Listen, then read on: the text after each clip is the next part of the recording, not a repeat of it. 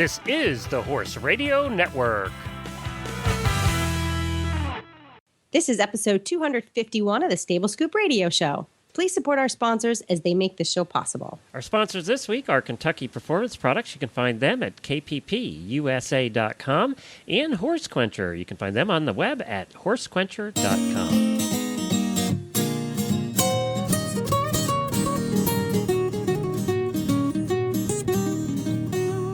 Welcome to the Stable Scoop, with weekly shows delivered right to you. With Helena and Glenn the Geek, live from the stable, it's every week.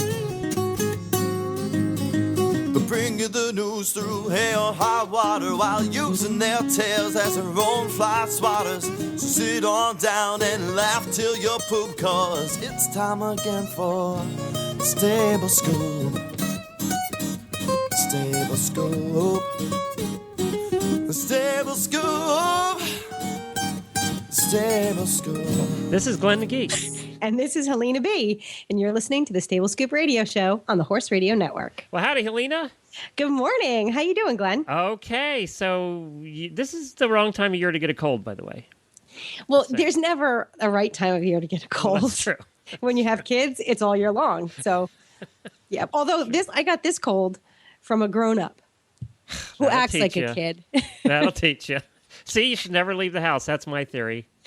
Never leave the house. All right. That'll work. See, you went on a road trip and you got sick. I went on a road trip and I got sick, yes. Yeah. Which we want to hear about that later in the show. Because you haven't been on in a couple of weeks, so welcome back, by the way. That's because I've been road tripping. Yeah, Jennifer's like, okay, I'm not filling in again next week. So she has to come back. So, we're glad you're back. Good. Me too. And we can get caught up on that a little bit later in the show. We have a couple of neat guests coming up today.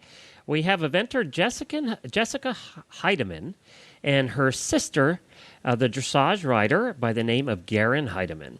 And they run the Cane Lake Stables together up in the Northwest. And we're going to talk to them about running a business together as sisters, running a horse stables.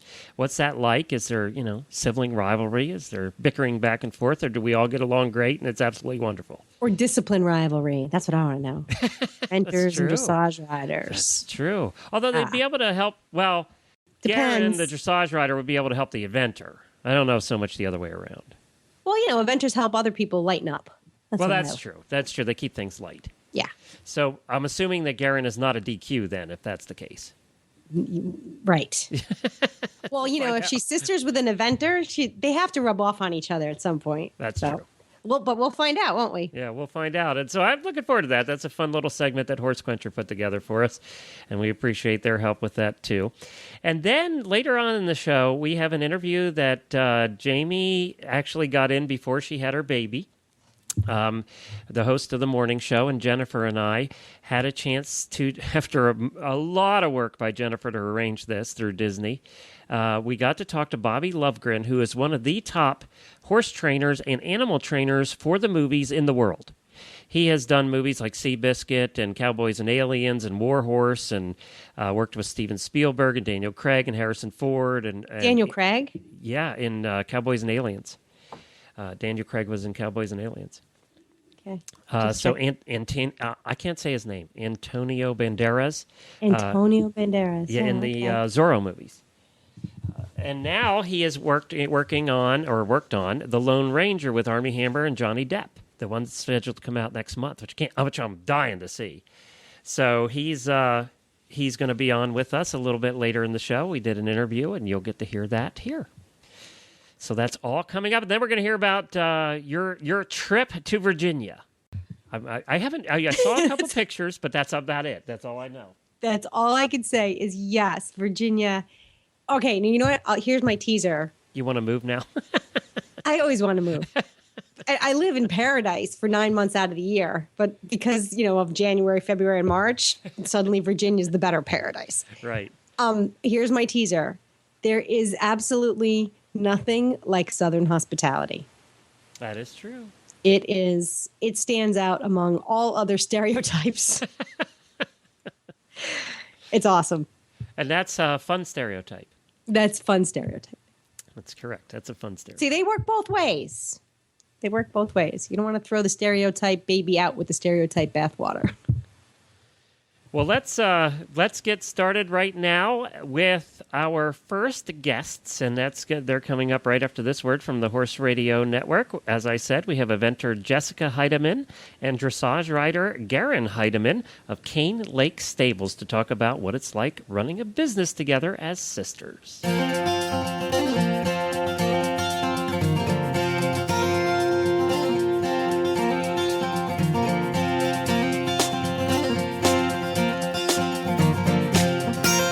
Jen here, host of the Horse Tip Daily Show on the Horse Radio Network. The way consumers interact with the brands they have trusted for years and those they are about to fall in love with for the first time is becoming more and more mobile, literally, and will continue to do so for the foreseeable future. Podcasts or internet radio shows like this one combine the new consumer preference for on-demand information and entertainment with the power of niche market audiences. Advertising on the Horse Radio Network podcasts allows you to reach the equestrian consumer using today's preferred on-demand delivery system. It's cost-effective and flexible, able to reinforce your existing marketing and social media strategies. To learn more about advertising on this show or any of the shows on the Horse Radio Network, contact us at 859-951-2022 or you can email us at glenn@horseradionetwork.com. That's Glenn with 2 N's at horseradionetwork.com. Come and join the Horse Radio Network family. You'll enjoy the ride.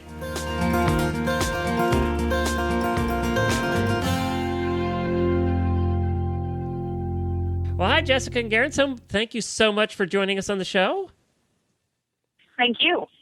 Well, let's take you one at a time so the listeners get used to your voices. Let's start with Jessica. Now, you're an eventer and have been doing that for quite some time, haven't you? Yeah, I started eventing when I was 14, and I'm 33 now. So quite some time, and up to the 4-star level, right? Yeah, I competed at Rolex twice with my horse French Twist, and had a couple of years with him at the 4-star level. And you guys are from what part of the country?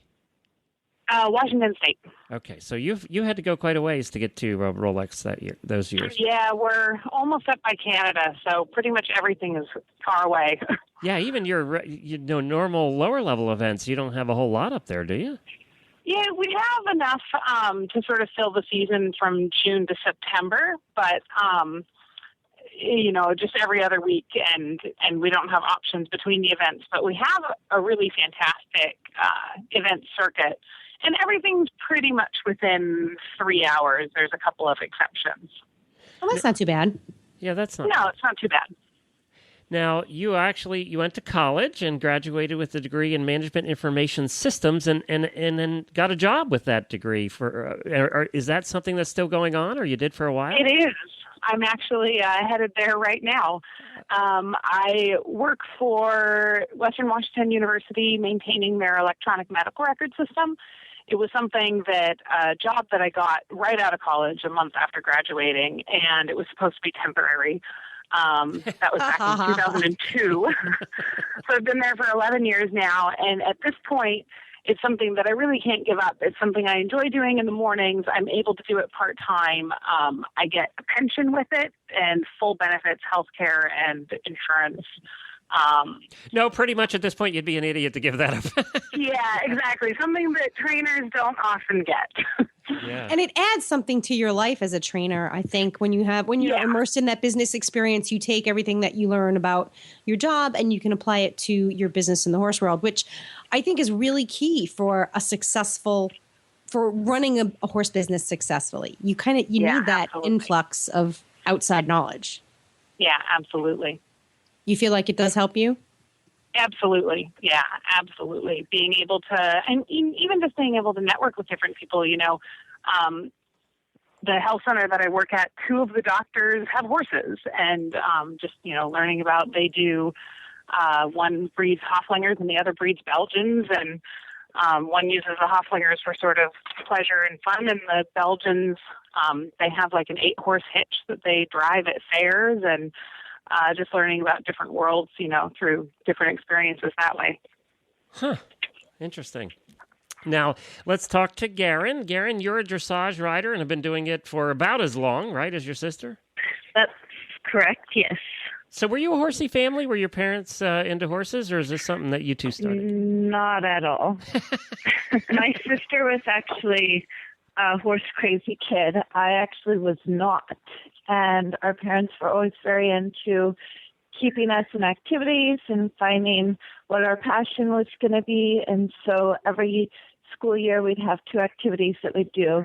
My sister and I were also very big readers, and we went to the library all the time. And my sister wanted to ride from, I can't remember her ever not wanting to ride, but I wasn't as passionate about it, but I liked animals, and I read a book where they rode, and so I decided I wanted to take riding lessons. And my sister was so mad because I said, I want to ride horses, and she's like, you've never wanted to ride horses. I want to ride horses. And I got to start first, and I was super afraid of horses when I first started riding them, but I liked them so much, and I really enjoyed being in the barn, and I really enjoyed grooming and caring for them. And the riding part just made me want to cry all the time, but I thought I still wanted to do it. So I kept trying, and then Jessica joined me, and the rest is history. So is that the reason that you took the dressage path and not the jump over big scary jumps at Rolex path? That's a good question. I don't actually, our very first riding instructor we ever had used to talk about dressage all the time, and I guess I was just a young, impressionable kid, and so that just never left my brain. I did leave dressage for a short time and did reining, and I liked it, but dressage was definitely if what I only wanted they to could do. put the sliding stop in at the end of the Grand Prix test. You'd be in great shape. I mean, I think they need that. I really do. It's the spins. The spins are the fun ones. The spins are pretty fun, too. Yeah, that's true. That's true. Yeah. Well, now, how did you two end up then going into business together and starting Cane Lake Stables? Well, we used to drive the boarding facility we were at. We used to drive by this piece of property every day on our way there. And our mom loves to build things and houses. And if she has a building project, she's a happy lady. And so we drove by this beautiful piece of property every day. And my mom, I don't even remember. Do you remember, Jessica, how it came up that she said it the first time? Yeah, I mean, it was the boarding facility that we were at. The owner was actually trying to sell it. And I think that might be what stuck it in my mom's head. The care was a little bit inconsistent sort of during when she was trying to sell it. Yeah. And they were trying to get my mom, on board to help with it. And it was definitely not something that any of us wanted to be a part of, but it was kind of, okay, what's next after this place that we've been at for years goes away? We don't know what kind of, if it's going to also be a dressage barn. And because we both rode dressage at that time. And so we didn't know if they were, going to be dressage people or Western people or who was going to come in. And I don't fully remember how it's like, oh, let's build a barn. This sounds like a good idea. Little did we know. Yeah, who cares if we don't know a thing about it? Let's just do it. Exactly. Yeah, pretty much. That's how we all do it. Exactly. So now you're. How long have you been in business together with Cane Lake Stables? It will be 16 years in August. Ooh. Yeah. So it has been quite a while. What are the challenges of working with a sibling? We'll start with Jessica. What are the challenges of working with a sibling?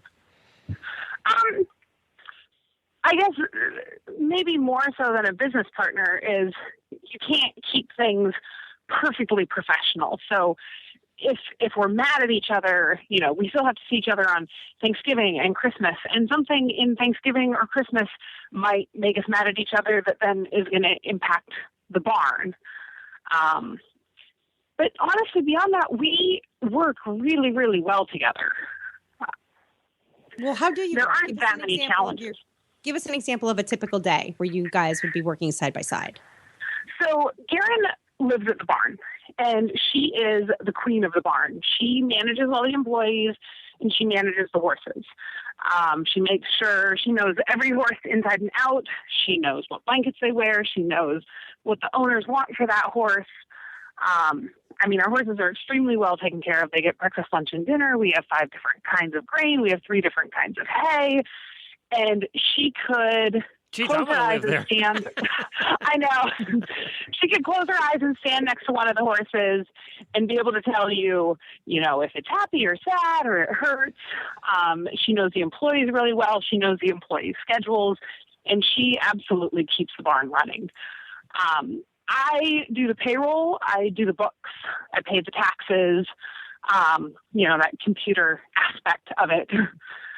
And so that's how we sort of work the barn together. And then we both have our own training businesses that we very much keep separate from the barn, and that we manage ourselves. Well, I got to ask this question. I know a lot of professional eventers who, they all take individual dressage lessons from dressage riders and jumping lessons from dressage jumping riders. You know where I'm going with this. The answer is no. We never help each other. That's not entirely true. You're helping me with true. that. Actually, Garen took a jumping lesson from me last week. And how was that, Garen? She's going to go to a horse show. She's going to go to an event in 2 weeks. Oh, wow. We're very excited. Yes. Now, did she start you at 4'5", or did she cut your break? Actually, you want to hear my first back injury story? Yes. We love hearing injury stories, don't we, Elena? We do. I was jumping. She was letting me ride her Rolex horse. And I was jumping. I don't know how. It all looks like 7 feet to me. I can't tell the difference. I think it was probably 4 foot. I think I kept cranking the fence up. I was having fun. And we were all laughing and having a great time. Yeah. Until I got quite a long spot, and the fence was already quite big. And I rode the ears for a while before we realized there's no way I'm getting back in that saddle. And that was my first back injury. Oh. Yeah. You practice neck riding, huh? I did. And and obviously you have never forgiven her for that at this point. That's pretty open. Well, I still let her set fences for me. So obviously I'm a slow learner. It scares me a little bit. She likes to jump in her dressage saddle. She's a lot happier in it, and she'll take her dressage horses and. Do we shorten the stirrups at all in the dressage? No. Oh, Garen, maybe that's one of the issues we should talk about here. Yeah, that's right. It's her security blanket. That's what it is. Yeah. Well, now, do you see yourself really wanting to get into eventing? Oh no, it's just for fun. My dressage horse that I bred wants to event, and he's actually leased out to a fabulous lady who's eventing him, and I just asked her if I could do one event for the season, just for fun. It's my horse that I bred, and it's more about riding that horse than it is about doing the event. Yeah. And it's fun to mix it up a little bit, Exactly, it's fun, yeah. I really enjoy Yeah, it's fun. Yeah, I really enjoy the eventers, the eventing crowd. I really love those people. Yeah, there's nobody that can party like eventers. Yeah, it's true. They're the best. It is. It's a very supportive group. I mean, it's not that to say that hunter jumper riders and dressage riders are not supportive, but you kind of that's what's not quite the event group. Yeah, well, there's something about like fighting for your life over 7 feet. Right, I think that's it. It brings you together. So what else do you do together when you're not at the barn, or do you go your separate ways? We sometimes see each other outside of the barn, but not much. Yeah, it's not that much, actually. But keep in mind, we see each other at the We see barn each other 5 days a every week day. for 6 hours a day. And that's good. You're good with that. That's enough for a Awesome. spouse, let alone a sister, you know? Well, and they have Right. full-time jobs. Yeah. Well, obviously, Yeah. but working the barn is a full-time job. But it's like, do you have free time at all? Do either of you have free time? I know that's funny. Not really. Yeah. I do a lot of, I like to ski and I like to hike and I like to mountain bike. And so I usually am doing something like that on the weekends. Wow, yeah. that's pretty impressive. Now, could you see yourselves working apart, doing a business separate, or has it become, you've been working together, it almost becomes a crutch? You're so used to working with the other person and knowing what they're going to do that it's become easy at this point, easier. I feel like Garen could work without me, no problem, but I couldn't work without her. Well, that's not entirely true. I don't have a business mind at all. And the other day I hit my all-time math low. I didn't know there was a lower than what I had previously done, but I did manage to add 2 and 2 together and come up with the number 6. And so I really need to not be in a business where I have to manage the books and things like that. There's no way that the IRS would let me get away with it. That makes you equal to about, 90% of the other people who run horse businesses, Alina? That's what I was talking about. You need that influx of business, everyday business. Yes, stuff. exactly. All right, guys, before we let you go, I have to ask you, the good people over at Horse Quencher helped set this interview up, and we appreciate that. Tell us about Horse Quencher and how you use it in your barn. Definitely when we travel, I keep the thing of Horse Quencher in the 4-horse trailer. And, we just went to it's funny because my horse has had it quite a bit now, since it's always with me. And we went to a dressage show just on Sunday and offered him some water, and he was so excited, and he shoved his nose in the bucket, and he took one sip, and it didn't have any Horse Quencher in it. And he looked at me, and he was like, "What are you trying to give me? Plain water?" And he did actually drink a bit, but I think he would have sucked the whole thing down if I had actually put the Horse Quencher in. That's sort of like putting lemonade in a flask for a fox hunter. Yeah, exactly. Saying, what is this? And then we just keep it on hand in the barn. If anybody has bad tummy or, hasn't been drinking real well, it's just nice to know that it's there. Bring it to the horse shows. I'm also the young rider coach for our area 7. And let the young riders know if their horses are having any trouble drinking or, just on the show grounds if anybody's having any trouble. We got a horse in here yesterday at the farm that came from a rescue situation, skinny as a rail, and when it got here was definitely dehydrated.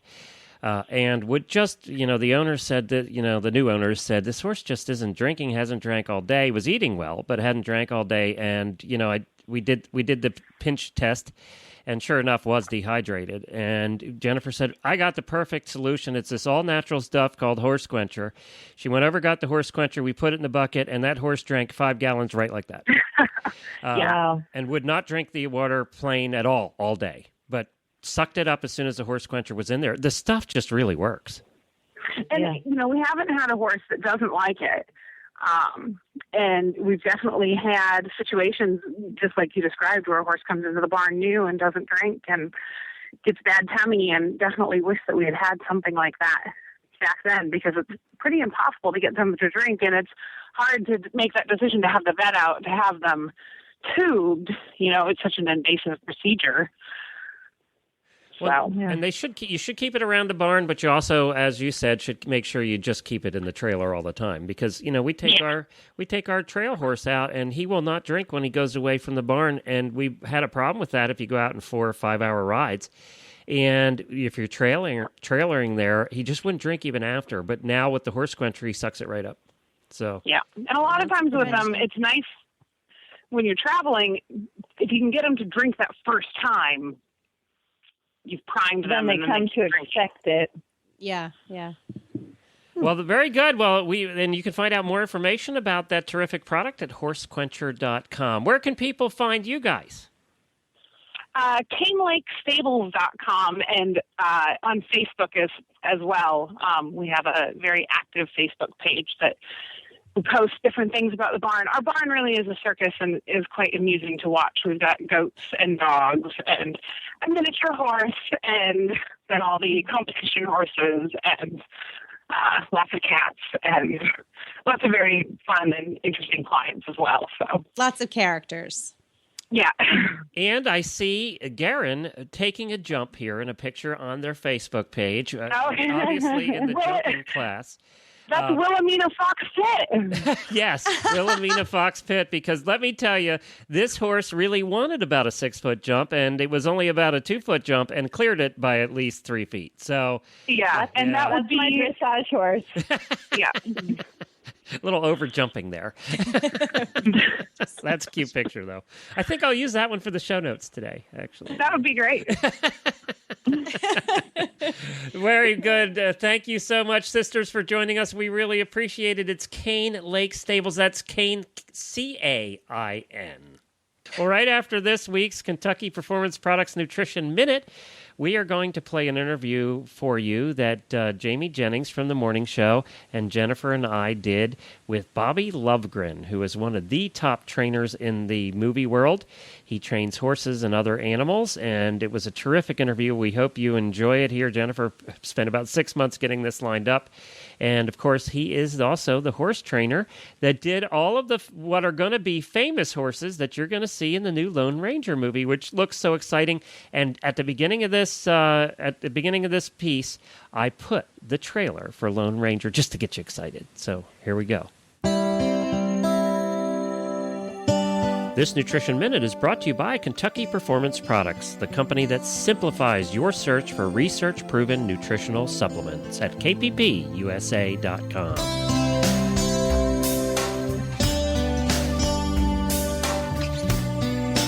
Commercial feeds are fortified with nutrients such as proteins, vitamins, and minerals. They are made up of a variety of ingredients that provide a particular amount of energy. Most feeds have been designed to address the needs of a certain type of horse. It is important to understand that all feeds are formulated by nutritionists to be fed in specific amounts. When the correct amount of feed is provided, the horse consumes the appropriate amount of energy and nutrients. The feeding directions included on the feed bag or the feed tag are specific to the particular feed and should be followed. When you feed less than the recommended amount of feed, your horse is not getting the full complement of nutrients that he or she may need. On the other hand, too much of a good thing can also be bad. The overfeeding of concentrates can lead to grain overload and oversupplementation, and feed should never be cut or mixed with other fortified feeds or plain grains because this changes the nutrient profile and can cause imbalances in energy, protein, vitamins, and minerals. If you need to include additional supplements in your horse's diet, choose products that are formulated to complement, not compete with fortified feeds. If you feed a plain grain such as oats, additional fortification may be necessary. Kentucky Performance Products supplements are specifically designed to complement, not compete with, the modern concentrates used by today's horse owners.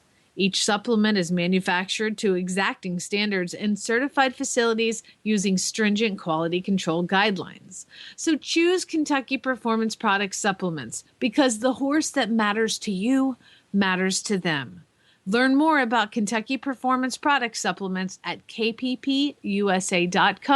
That's kppusa.com. This Nutritional Minute has been brought to you by Kentucky Performance Products. You can find all of their terrific products at kppusa.com.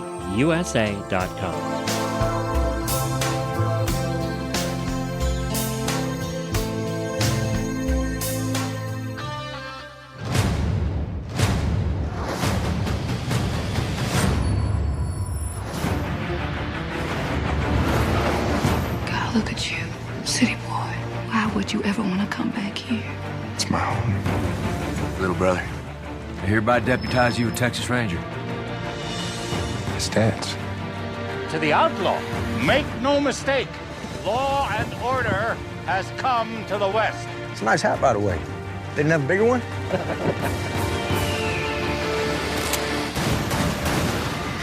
Give me your hand! From the great beyond, a vision told me the great warrior would help me on my quest. One who has been to the other side and returned. All I know is that a man killed my brother. If we ride together, we ride for justice. Justice is what I seek. Let's do this. We're looking for a man. He was in about a week ago. Take me with this. You find traitor. You find the man who killed your brother. I want to show you something. What could you buy with all that? A country, Captain. He controls the railroad, the cavalry, everything. If these men represent the law, I'd rather be an outlaw. That is why you wear the mask. It was a ranger riding a white horse. Got some lunatic Indian with him. They're coming for you. Scared, aren't you? You should be.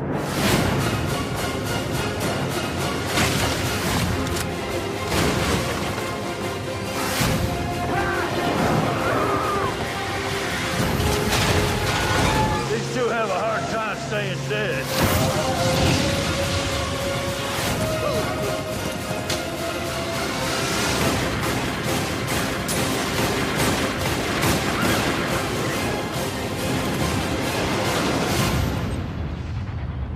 Good morning, Bobby. How are you?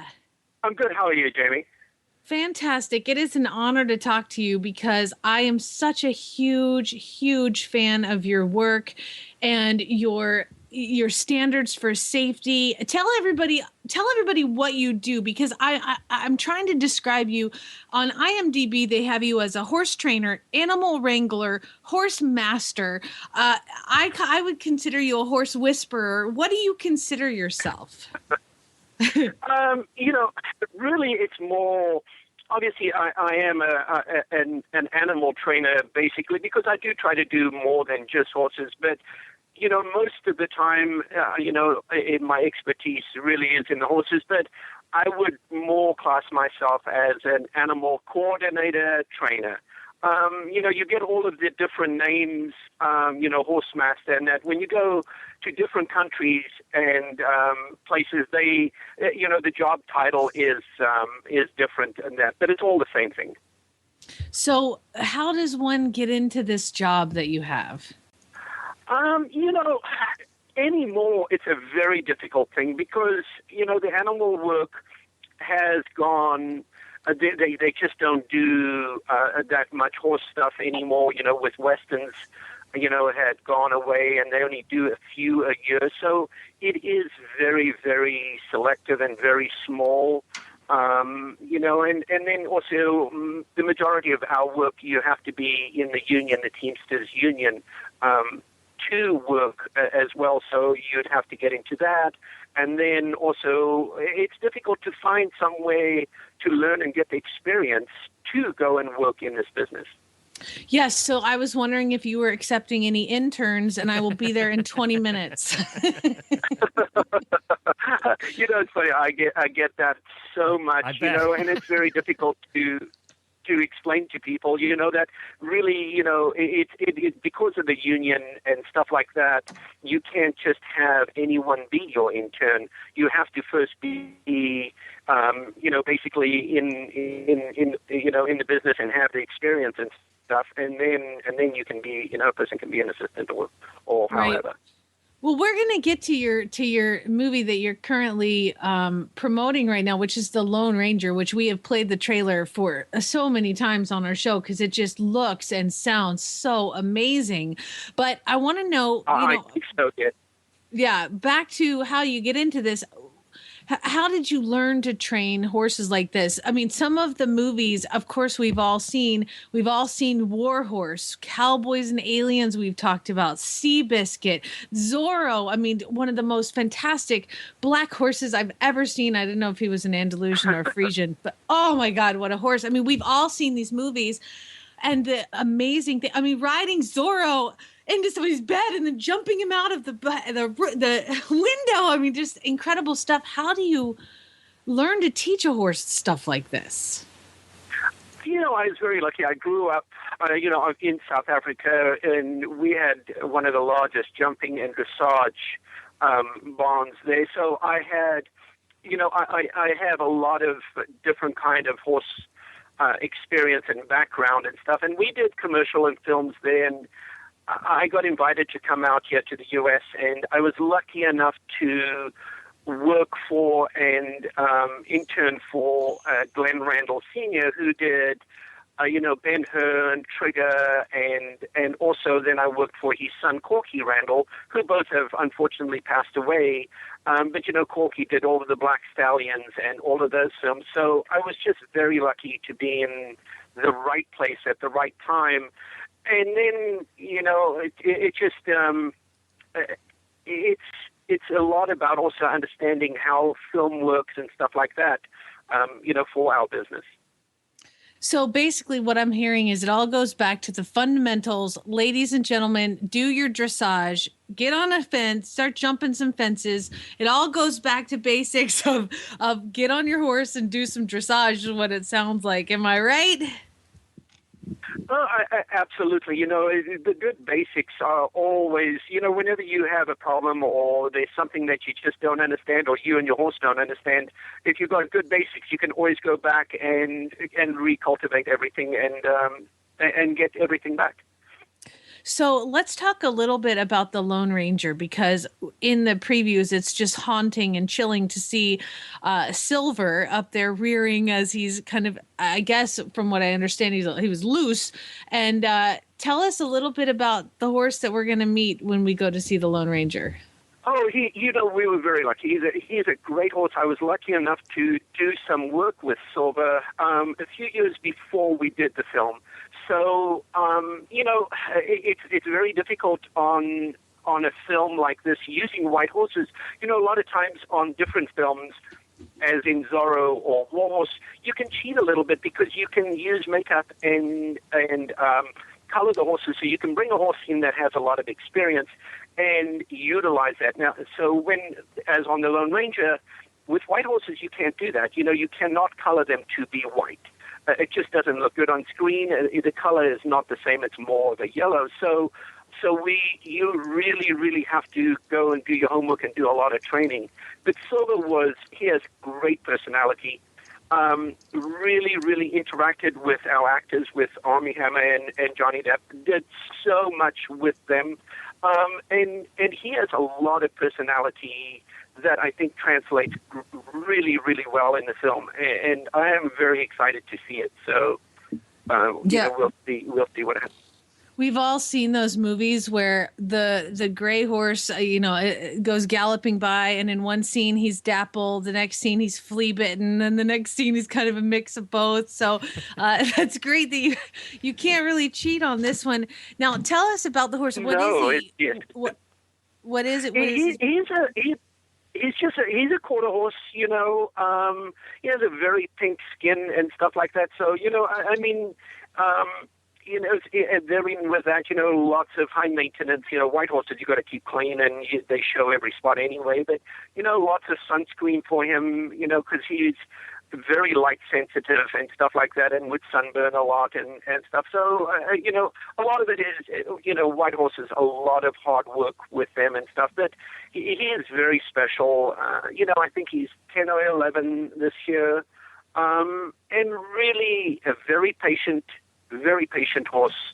And again, I think his biggest attribute was that he is very, very patient and has a lot of personality.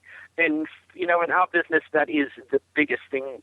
They have to look good on screen, and they have to really, because we do things so many times over and over again, they have to be patient.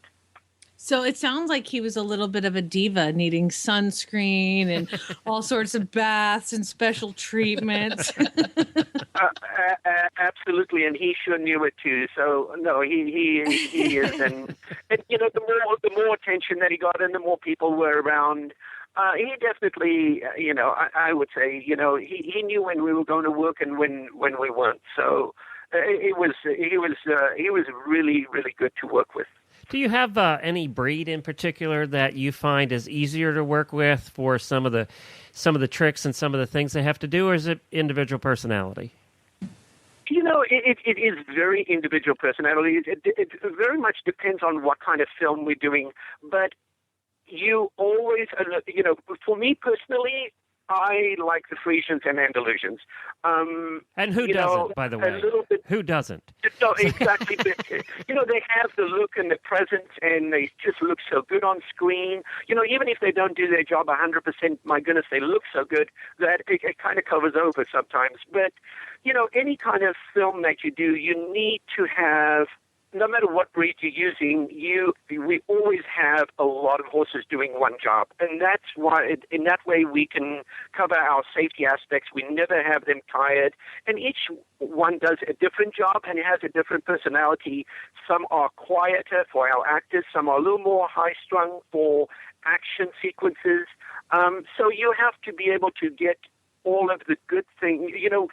Each animal has his better qualities, and that is my job, is to recognize those qualities and bring that to the table, and know which horse is good for a particular sequence. Now, there are a lot of different training methods, and I'm not asking you to give away your secrets here, but is it a positive reinforcement? Is it treat reinforcement? Can you tell us a little bit? What you use? I do not use treats. I do use positive reinforcement. And them being creatures of habit, I just work a lot on finding what they're good at and bringing that out. But working for food and treats.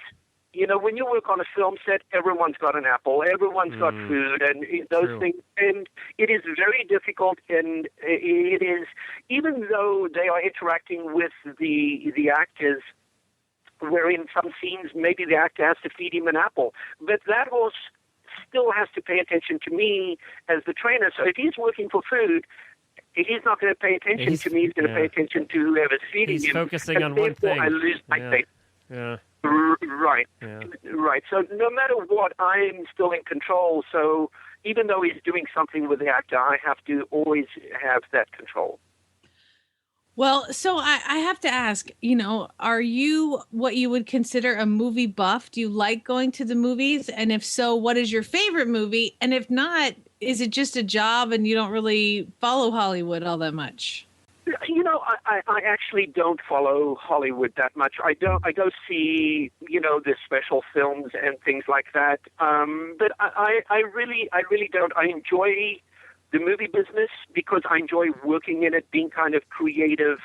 And some of the difficult stuff that we do, it is really nice to be able to work with the directors and figure out how to do stuff. And that's what I enjoy most about my job. Is there one particular animal that you? I know you did also. I noticed Jamie left this out of the credits. Racing Stripes, where you worked with zebras and things. Is there an animal that you worked with that you really, really liked and thought, "Wow, this is really cool"? I did. Racing Stripes is actually one of my favorite films, training-wise, because I was not hired as the zebra trainer going in. I'd worked with the producers and that a lot on different films. So, there were a few little issues and stuff. So they asked me to try and see what we could do, and it was really nice because I wasn't under pressure to actually make it happen.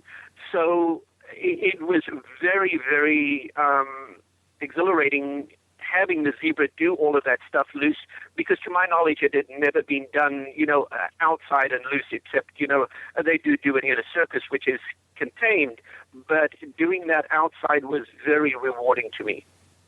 So how satisfying is it to sit back and kind of watch on the big screen the finished project of all these little details and nuances that only really you and the people around you that are filming it know about? To sit there and watch it unfold on the big screen must be incredibly rewarding.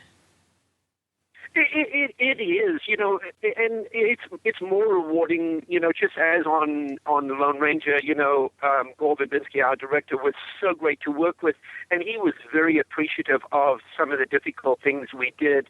To me, that is the most rewarding of it. Obviously seeing it on the big screen is great, but, when the people that you're working for are very happy with your work, and they are the ones saying that to you. That I appreciate that a lot.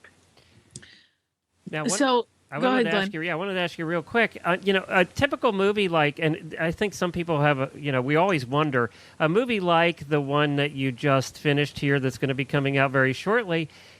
How long will you be on set with the animals? Is it months? Is it weeks? Is it condensed down to days?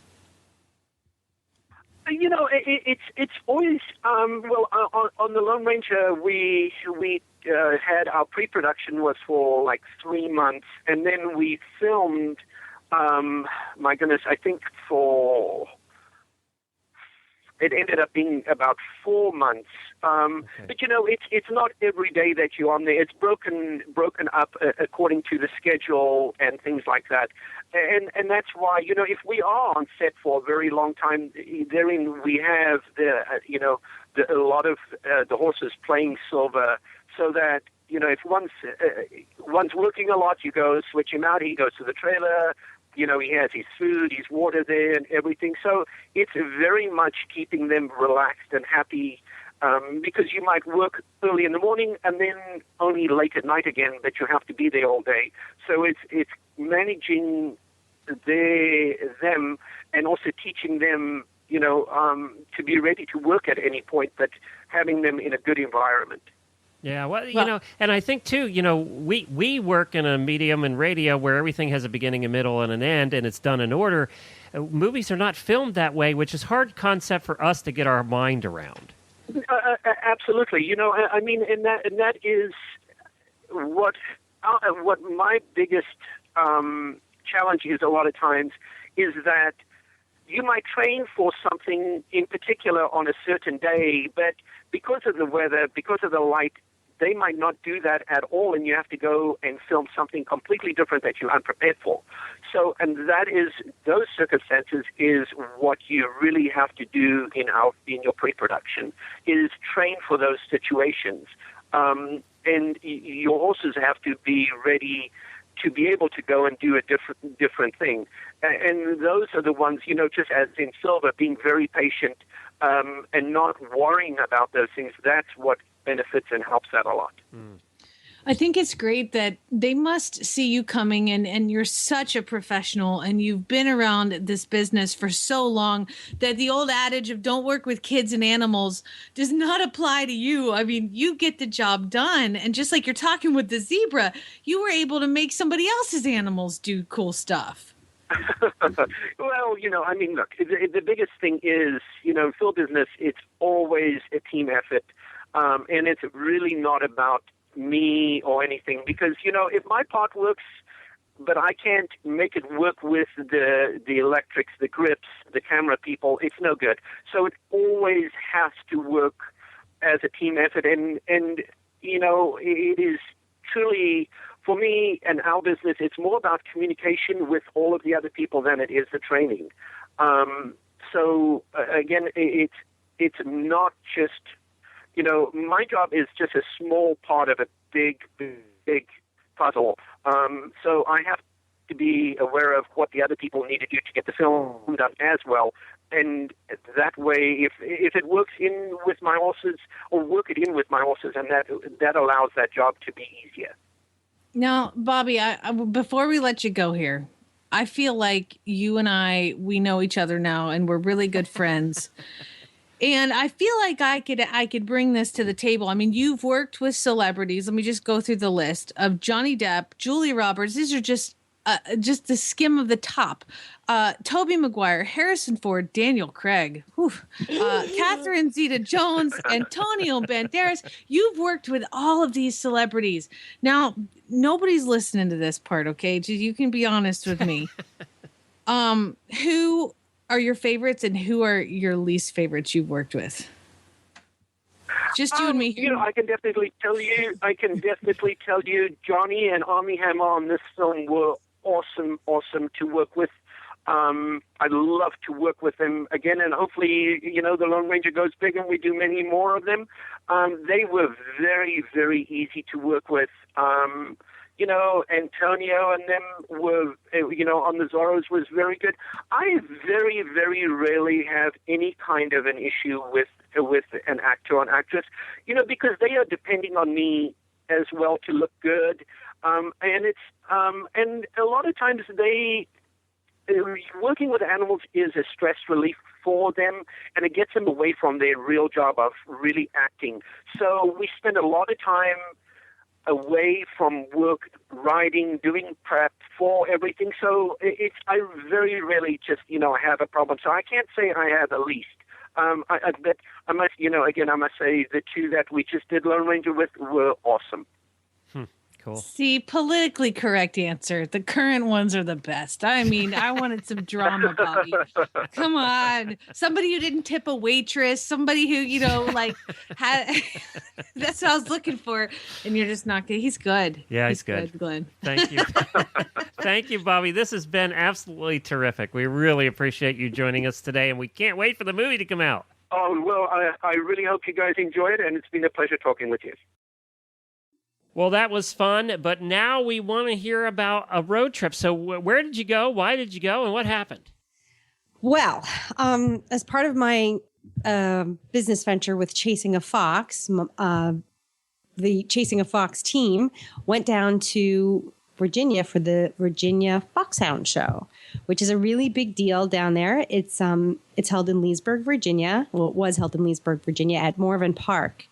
Now, I'd never been to Hunt Country down there. Well, I'd been through it, but I'd never actually gone to stay. So this was my first go around in Middleburg and in Leesburg, and we stayed in the plains. Oh my God. Oh my God. And oh my God, oh my God. There's a reason the Chronicle of the Horse is located right there. Yeah, it is absolutely a beautiful part of the United States. It is. I think that the U.S. is so well represented in this particular area or our country. It has everything, but most notably, wide open fields and rolling hills and, you know, welcoming woods and everything that, you know, a horse lover could possibly want, including, you know, a fair driving distance to the nation's capital, or not even just nation's capital, but, you know, other suburban towns. So you have all this open space, but you don't feel like you're isolated out in the middle of the country nowhere. Yeah, it's not actually, what is it, an hour and a half, and you're in downtown D.C., I think, from there. Downtown D.C., but, you know, there's Manassas and a couple other towns, suburban towns that are really, you know, within very easy commuting distance. So we stayed at a friend's farm in the plains, which was about 1.5 miles south of Middleburg Center, which is absolutely adorable. Now that's like a quaint little town, isn't it? It is so charming. Yeah. It is really, really charming. And they have a little grocery store there and plenty of restaurants, really good places to eat, and, of course, amazing places to shop. We did visit the Middleburg Tack Exchange, which is like the queen of consignment. Owns Middleburg Tack Exchange. Her name is J-O, Joe Motion. How cool is that? Her name is Joe Motion? Her name is Joe Motion, yep. Yeah, and she's a very smart English woman who knows her tack and knows her business. And that's a consignment? Yeah. They have a few new things, but it's primarily consignment. And there is, I'm telling you, if you need it, they have it. Did you shop? No. Well, it depends on how you define shop. I looked and touched. But Sissy actually had a couple of things to consign. Some fox hunting accoutrements that she had doubles of. So she left some things on consignment there. And the place was jam-packed. Jam-packed. And everybody was smiling. Of course, the Masters of Foxhound Association, the MFHA, was holding a Whipper-In seminar that weekend. So the town was just full of fox hunters. And you went down for what again? The Virginia Foxhound Show. Okay. Gotcha. Big hound show. You'll have to tell us what that was like too, because I don't think I've ever been to one of those. It's funny because we were so busy chatting everybody up and meeting all these Southerners that I barely got to watch any of the hounds. But what I do say is I didn't focus too much on what they were doing in the show ring for the hounds, but I looked more at hound types and conformation and I learned a lot about their nutrition, their care, and how what they chase, what their quarry is, and what their territory is like determines their care, their feeding, their nutrition, their conformation, their intellect even. Was one of the most fascinating weekends I had in terms of conversation with huntsmen and kennelmen. Now, so what do they do? The different hunts bring a certain number of hounds with them, and yes, yeah. And they put them in the ring, and I think they're judged on all kinds of things from coat color and conformation to obedience to voice. I'm going outside the scope of my knowledge here, but there's a whole host of things that they're judged on. Okay. And it's a really big deal to the people who care for these hounds. It's not just about running them, they all have a job to do, but there's a lot more that goes into to breeding and to working and to showing them. Huh. And it's very rewarding for the people who care for them. And, we think, foxhounds, you think, or hounds, they probably had more than just foxhounds there, but we always think about them, their quarry is foxes, but there's all different kinds of hounds with different quarries. There are different kinds of hounds. At this particular show, it was just foxhounds. Yeah. There are different subtypes of foxhounds, which I know a few of them, but I can't wait to go back again next year and find out a lot more. But there are different kinds. Like there were rough-coated foxhounds. There were crossbreds. There are English foxhounds, American foxhounds, Penn Marydels. So there were several different kinds. I couldn't tell you which was which, except the rough-coated. And we also got to see, there was a special reception at the Museum of Hounds and Hunting at Morven Park, which I would absolutely recommend. If you've ever been on the back of a horse following hounds, you have to go to the Museum of Hounds and Hunting.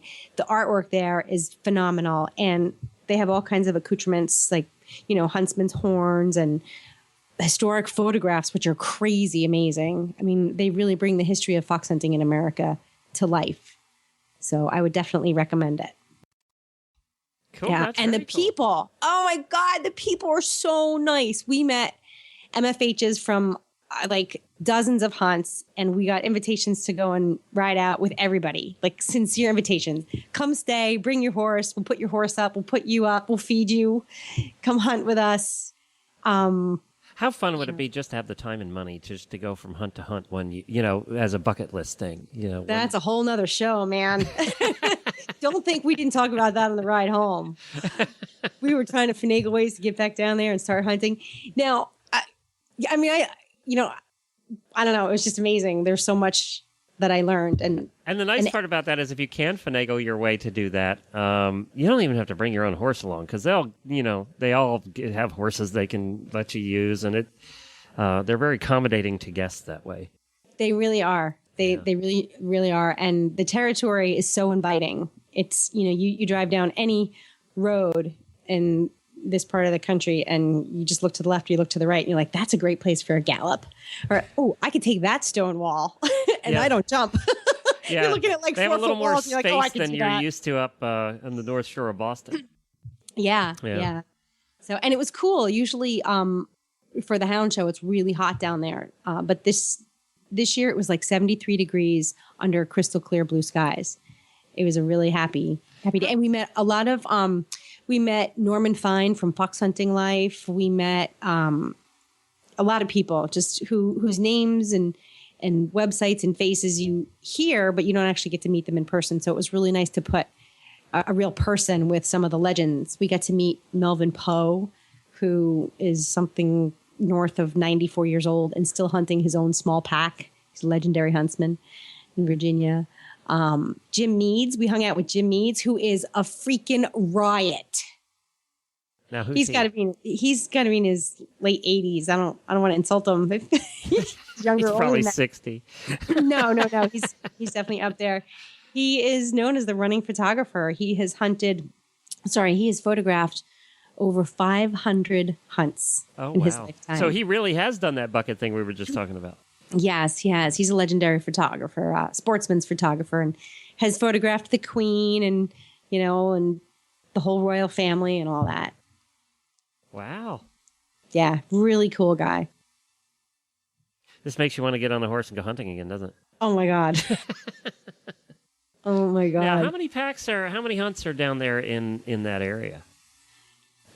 Gosh, a dozens. Lot. Yeah. Okay. Dozens and dozens. And then there's a lot of what they call farmers packs, which are just unrecognized hunts. Unrecognized by the MFHA. And then I also learned there's something called rogue hunts. Ooh.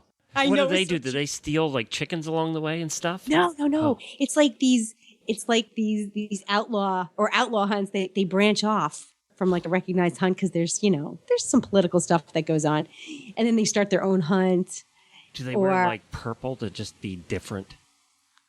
I don't know. I only just learned that they exist. So that's going to be part of my mission. I want to dig into these rogue hunts and find out what they're all about. Little armbands on. I know. They probably drink rum instead of port. Yeah, that's right. They drink rum. And they carry a gallon flask instead of a little tiny one. Yeah. A gallon. Oh, yeah. We were, I have to say that there was one, well, there were three hunts. There was the Loudon hunt and then the Loudon West and the Fairfax hunt. So Loudon West and Fairfax hunt have recently merged. And we spent time with both of them. And I'd have to say, and the folks from the Caroline hunt, which is a little further south, so amazing in what they were willing to share about their knowledge and their warmth and hospitality. Just a really great bunch of people and organizations. So thanks to all you guys for making us feel so welcome. You've been living in the North. You've been living in New England way too long. No, you're not kidding. That's what somebody else said. You had a good time just because you left the Northeast. You actually went where people talk to each other. I know. They're like, these people weren't really nice. They were just not Yankees. Yeah, that's right. They just weren't mean. They weren't cutting you off the road, giving you the finger. Oh my God, I know. Poor Helena. We need to get you out more. It's coming. Because everybody lives in the South is going, isn't this the way it is normally? Yeah.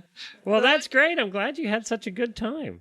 Yeah. Well, go to Chasing a Fox on Facebook, and we're going to be posting some pictures from our adventures there.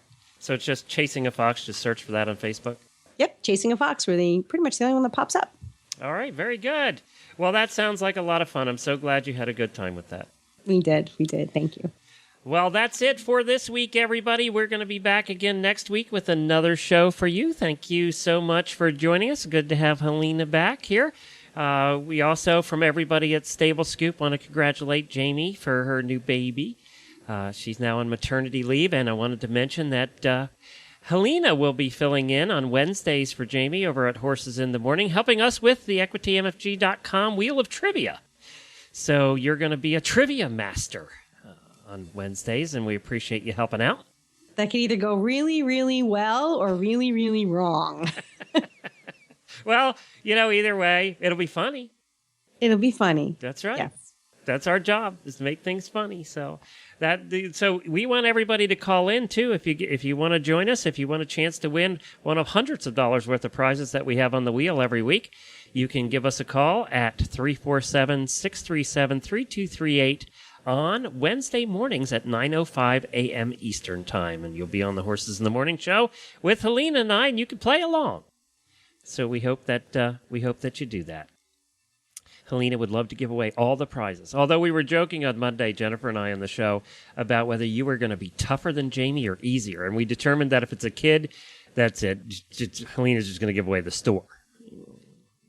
Nuh-uh. Nuh-uh. Kids need to be challenged.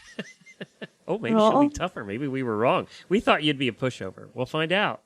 You will. Jennifer's the one that comes up with the questions, though, so it's really up to her. She's the one that comes up with those questions. I'll tell you what, recently, she's come up with hard questions, and our listeners have been getting them. Yeah, she throws a couple of tough ones in there. I know, but they've been getting them. It's like, my gosh, we have smart listeners. Well, then Jennifer she just ups her game then at that point. She's going to have to. I tell you what, I think everyone that played last week won. So there's a challenge. All right, well, that's it, everybody. We'll talk to you again next week. This is the part where you say goodbye. Right. So long you forgot. Right. No, I don't know. I thought it sounded like such a nice wrap up. Okay, 3, 2, 1. Until then, happy scooping.